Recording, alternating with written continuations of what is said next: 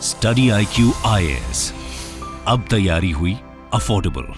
नमस्कार दोस्तों कई साल पहले जब मैं भी यूपीएससी की प्रिपरेशन कर रहा था, उस समय मेरे दिमाग में अक्सर ये बात आती थी कि मान लीजिए अगर भारत में कोई बड़ा इवेंट होता है, जैसे कि रिसेंटली G20 वाला इवेंट हुआ, तो अगर इस तरह के इवेंट होते हैं तो क्या हमारे देश के अंदर बड़े बड़े ऑडिटोरियम है, क्या कन्वेंशन सेंटर है जो कि हम इतने बड़े इवेंट को कंडक्ट करा सकते हैं। तो अभी बस कुछ महीने पहले ही आपने देखा भारत मंडपम, इसको लॉन्च किया गया था और G20 का पूरा जो व्यवस्था है वो भी आपने देखा किस तरीके से भव्य तरीके से भारत मंडपम में कराया गया। तो वो तो हो गई भारत मंडपम की बात जो कि दिल्ली के प्रगति मैदान में ओपन किया गया था, लेकिन मैं आपको बता दूं उससे भी कई ज्यादा बड़ा जो कन्वेंशन सेंटर है उसको दिल्ली के द्वारका में ओपन किया जा रहा है आज पीएम मोदी जी के द्वारा। ये आप देख सकते हो, PM Modi to inaugurate Yashobhoomi convention centre in Delhi on his birthday. तो इसके बारे में हम डिटेल से जानेंगे, एक एक चीजें जो इसकी खास बात है,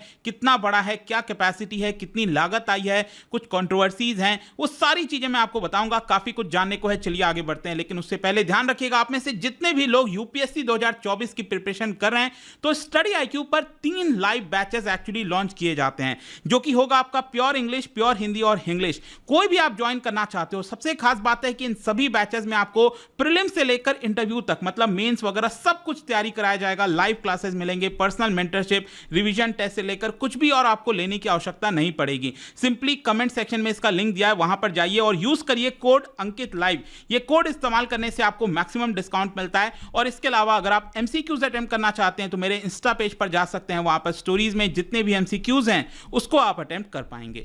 चलिए शुरुआत करते हैं और सबसे पहले ये देखते हैं कि एग्जैक्टली हो क्या रहा है। देखिए, आज पीएम मोदी का जन्मदिन है, 73rd बर्थडे, और बताया जा रहा है कि आज वो यहां पर जो इनॉग्रेशन है यशोभूमि का वो करने जा रहे हैं। देखिए, ये वीडियो तो मैं पहले ही रिकॉर्ड कर रहा हूं, जब तक शायद आप ये वीडियो देखेंगे तो पीएम मोदी इसका इनॉग्रेशन कर चुके होंगे। यहां पर जैसा कि आप देख सकते हो नई दिल्ली का मैप आपको देखने को मिल रहा होगा। मैं थोड़ा सा आपको आइडिया बताता हूं। अगर आप इस तरफ ध्यान दीजिए, यहां पर है इंडिया गेट, ये नई दिल्ली के बगल में जहां पर मैं सर्कल कर रहा हूं ये है आपका इंडिया गेट। उसी के जस्ट बगल में प्रगति मैदान है और यहीं पर भारत मंडपम का इनॉग्रेशन किया गया था। लेकिन दिल्ली तो काफी बड़ी है। अब आप इसको एकदम अपोजिट साइड आ जाइए। यहां पर अगर आप देखोगे ये है द्वारका वाला पूरा एरिया, और द्वारका में यहां पर जो सेक्टर 25 है यहीं पर आपको मिलेगा ये कन्वेंशन सेंटर जिसका नाम है यशोभूमि। यशोभूमि इसका नाम दिया गया है, ध्यान में रखना है आपको। और बताया जा रहा है कि it is one of the world's largest माइस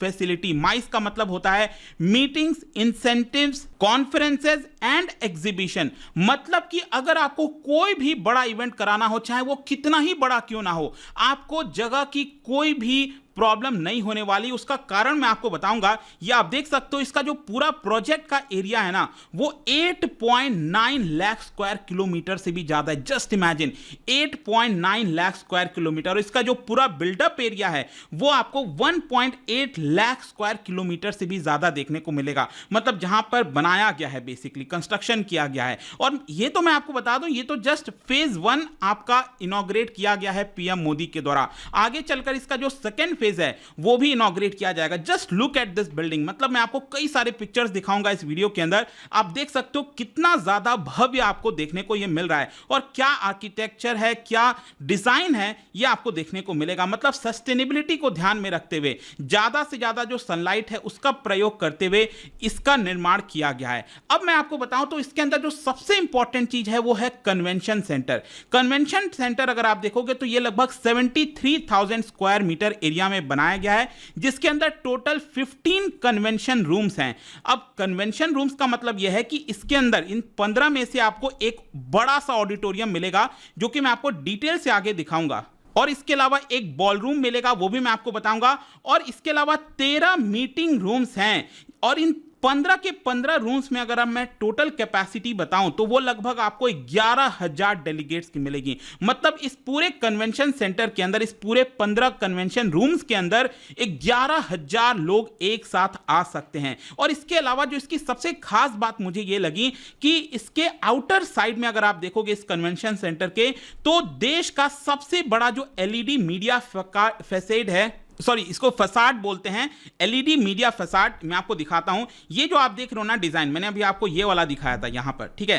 तो ये जो ऊपर वाला एरिया आप देख रहे हो ना, ये कोई पोस्टर नहीं लगाया गया है, ये एलईडी स्क्रीन है। जी हां, ये अगेन आप देख सकते हो इस तरह से रात को आपको इस तरह कुछ देखने को मिलेगा। मतलब जैसा चाहें आप यहां पर प्रेजेंटेशन कर सकते हैं, कुछ भी इंफॉर्मेशन शेयर करना है, G20 है, फिर कोई भी आगे चीजें होती हैं, बहुत इजीली आप लगा सकते हो। जस्ट लुक एट दिस, कितना बड़ा ह्यूज, ये देश का सबसे बड़ा एलईडी फसाड बताया जा रहा है। अब मैं बात करता हूं इसके अलग अलग पार्ट की। इस पूरे कन्वेंशन सेंटर में जो सबसे इंपॉर्टेंट चीज है वो है आपका main auditorium. Look at this size, मतलब ये जो पूरा ऑडिटोरियम है, इसकी जो कैपेसिटी है, अगेन ये वाला भी पिक्चर आप देख सकते हो, ये लगभग 6000 के आसपास का कैपेसिटी बताया जा रहा है। ये मेन ऑडिटोरियम है। खास बात इसके अंदर यह है कि इसके अंदर ऑटोमेटेड सीटिंग सिस्टम लगाया गया है, ताकि किसी भी कॉन्फ़िगरेशन में आप इसको बदल सकते हो। मतलब कि अगर आपको जिस तरह से सीटिंग कैपेसिटी चाहिए उस तरह से काफी इजीली इसको किया जा सकता है, क्योंकि ऑटोमेटेड सिस्टम इसके अंदर लगाया गया है। तो ये तो हो गया मेन ऑडिटोरियम की बात। फिर इसके अलावा यहां पर एक बॉल रूम है। देखो, बॉल रूम का मतलब ये होता है कि जैसे आपने देखा होगा, मैं आपको एग्जांपल बताता हूं, रिसेंटली प्रेसिडेंट मुर्मू जी ने G20 के जितने वर्ल्ड लीडर्स आए थे उनको डिनर के लिए इन्वाइट किया गया था। तो एक बड़ा सा एरिया था, अगर आपने देखा होगा, जहां पर ये पूरा डिनर हुआ था। तो कोई भी फॉर्मल अगर मीटिंग हुआ, पार्टी हुआ, उस तरह की जो बड़ी बड़ी चीजें होती हैं ना, उसको बॉल रूम कहते हैं। जैसे एक और मैं आपको एग्जांपल बताऊं तो आजकल जो शादियां वगैरह आपने देखा होगा होता है, तो बड़ा सा हॉल होता है जहां पर शादी वगैरह किया जाता है। तो कुछ उस प्रकार से आप समझ सकते हैं।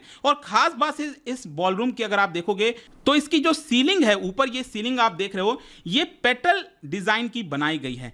इस तरह से इसको इनकॉर्पोरेट किया गया और इसकी जो कैपेसिटी है लगभग 2500 गेस्ट के आसपास है। मतलब इतना बड़ा ये बॉल रूम है जिसमें 2500 गेस्ट एक साथ आ सकते हैं। और इसके अलावा भी बाहर की एक सीटिंग कैपेसिटी बनाई गई है इस बॉल रूम के बाहर, जहां पर अगेन 500 के आसपास गेस्ट की सीटिंग कैपेसिटी वहां पर बताई जा रही है। तो एक तो ऑडिटोरियम, मेन ऑडिटोरियम, दूसरा बॉल रूम, और इसके अलावा 13 मीटिंग रूम्स हैं। जहां पर एक बिल्डिंग है जिसके अंदर 8 फ्लोर्स हैं, उसमें लगभग 13 मीटिंग रूम्स बनाए गए हैं, ताकि अलग अलग प्रकार की जो प्राइवेट मीटिंग्स वगैरह करना है, जितनी भी चीजें करनी है, वो यहां पर किया जा सकता है। फिर इसके अलावा यहां पर एडिशनली बताया जा रहा है कि एक एग्जीबिशन हॉल है। एग्जीबिशंस वगैरह आपको पता ही है, लगता है शोकेस वगैरह किया जाता है, वो भी है। एंड ये भी वर्ल्ड का largest exhibition hall, one of the largest बताया जा रहा है, क्योंकि इसका एरिया देखिए। अगेन इस एग्जीबिशन का अगर आप एरिया देखोगे तो 1.07 लाख स्क्वायर किलोमीटर बताया जा रहा है। और ये जो हॉल है ये कनेक्ट किया गया है एक ग्रैंड फोयर स्पेस से। मतलब जो उस एग्जीबिशन हॉल के बाहर जो चीजें होती हैं, जहां पर लोग वेट करते हैं, एंट्री के लिए जाना चाहते हैं, वहां पर इस तरह की चीजें आपको देखने को मिलेंगी। तो आगे फ्यूचर में जैसे ट्रेड फेयर वगैरह आपको पता है ना, प्रगति मैदान वगैरह में लगता है, तो ये कुछ आपको ये वाला एग्जीबिशन हॉल में फ्यूचर में देखने को मिल सकता है, क्योंकि ये बहुत ही ज्यादा ह्यूज है। यहां पर बताया जा रहा है कि अलग अलग मीडिया रूम्स भी बनाए गए हैं, VVIP जो लाउंजेस होते हैं, क्लॉक फैसिलिटी है, विजिटर इंफॉर्मेशन सेंटर हो गया, टिकटिंग काउंटर्स हो गया, ये सब कुछ आपको इस एग्जीबिशन हॉल के बाहर जो है देखने को मिलेगा। अब इन सारी चीजों को बनाने में ऑब्वियस सी बात है, यहां पर क्या एनवायरनमेंट का ध्यान दिया गया है। देखिए, ग्रीन कमिटमेंट डेफिनेटली, क्योंकि आज के डेट में कोई भी चीज का निर्माण होता है तो उसमें जो क्लाइमेट है और जो एनवायरनमेंट है उसका जरूर ध्यान रखा जाता है। तो यशोभूमि में भी आपको यह देखने को मिलेगा। बताया जा रहा है कि इसके अंदर state of the art waste water treatment system लगाया गया है, जहां पर 100% जो वेस्ट वाटर है उसको रीयूज किया जाएगा। जो भी बेकार वाटर होगा सभी को उसको रीयूज किया जाएगा। रेन वाटर हार्वेस्टिंग की फैसिलिटी लगाई गई है, रूफ टॉप सोलर पैनल्स लगाए गए हैं, और साथ ही साथ ये जो पूरा कैंपस है यशोभूमि, उसको CII की तरफ से, जो CII का इंडियन ग्रीन बिल्डिंग काउंसिल है, उनकी तरफ से ग्रीन सिटीज प्लैटिनम सर्टिफिकेशन भी दिया गया है। इसके अलावा बताया जा रहा है कि इसके अंदर इंडियन कल्चर को इंटीग्रेट करने की भी कोशिश की गई है। मतलब इसका जो मटेरियल है और जो ऑब्जेक्ट्स हैं वो इंडियन कल्चर से आपको देखने को मिलेगा। जैसे कि यहां पर ब्रास इनले, जो कि रंगोली पैटर्न्स वगैरह को भी रिप्रेजेंट करते हैं, इस तरह से देखने को मिलेंगे। इसका जो फ्लोर है, जितनी भी चीजें अगर आप देखोगे, और साथ ही साथ एक और इंटरेस्टिंग चीज मैं आपको बताता हूं, इसके रूफ पर अगर आप देखोगे ना, यहां पर ये सिलेंडर शेप में आपको मेटल्स देखने को मिलेंगे। ये जो बेसिकली मेटल्स है ना, मेटल सिलेंडर्स हैं, ये साउंड एब्जॉर्बेंट है। मतलब कि यहां पर जो साउंड है उसको एब्जॉर्ब करने की कैपेसिटी ये सिलेंडर मेटल सिलेंडर्स रखते हैं। तो काफी ध्यान से इसको state of the art facility के तौर पर बनाया गया है। जहां तक इसके कॉस्ट की बात है तो देखो इसको लेकर थोड़ा डिबेट हुआ है।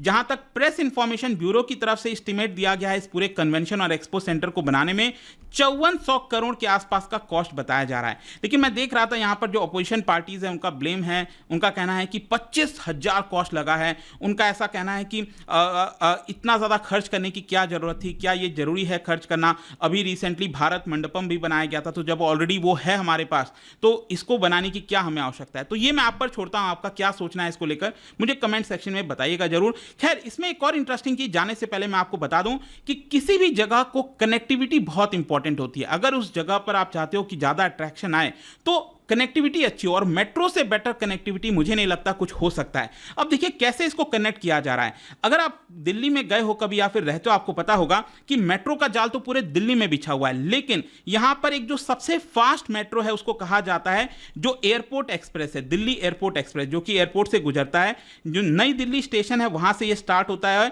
और अभी के लिए क्या है, एयरपोर्ट से गुजरते हुए द्वारका सेक्टर 21 तक ये जाता था। लेकिन जो ये यशोभूमि इनॉग्रेट किया गया है उसको फर्दर एक्सटेंड किया जाएगा और ये द्वारका सेक्टर 25 तक लाया जाएगा। और ये यशोभूमि ये आपको सेक्टर 25 में ही देखने को मिलता है। तो इसलिए इंपॉर्टेंट हो जाता है ये कि इसको एक्सटेंड करना चाहिए था।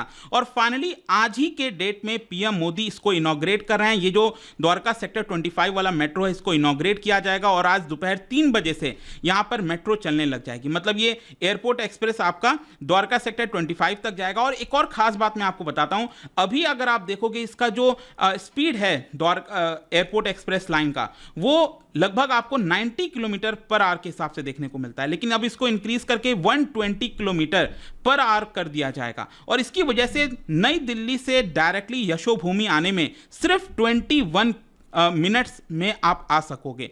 तो आई होप कि आपको इसके बारे में लगभग सब कुछ समझ में आ गया होगा, जो भी कुछ आज हो रहा है यशोभूमि को लेकर।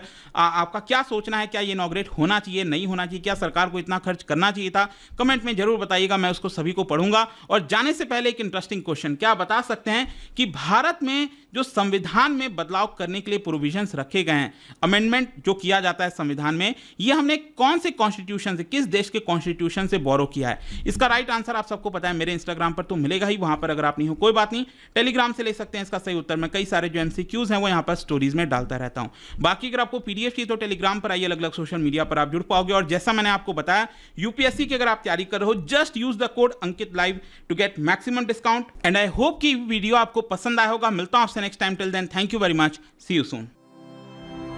स्टडी IQ IAS, अब तैयारी हुई अफोर्डेबल।